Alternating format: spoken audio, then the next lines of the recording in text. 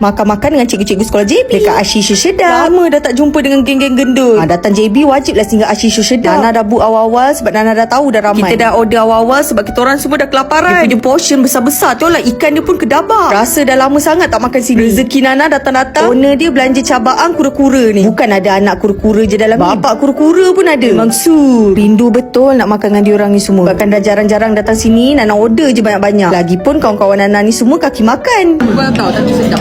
Sedap gila. Semua makanan Ashisha Sedap memang betul-betul sedap. Sekali makan memang addicted. Nana paling suka dia punya spaghetti duck, pedas and berlemak. Rasa dia tak rasa itik pun. Harga dekat Ashisha Sedap memang mahal, tapi portion dia besar-besar and memang sedap. Presentation makanan dengan minuman dia pun memang A+. Sedap tak mana-mana. Setiap kali kita orang datang memang wajib order salted egg chicken dia dengan meatball fries dia. Salted egg sauce dia memang betul-betul addicted, tak boleh berhenti makan. Bila makan dengan diorang ni, lauk ikan memang wajib order. Diorang kalau makan ikan goreng crispy tu memang licin. Kita memang setia dengan ikan dia. Sedap. Tengoklah sekejap je licin pinggan semua. Tenganga Pia tengok. Nana tambah lagi order seafood meledak sebab Nana craving. Kita nak makan.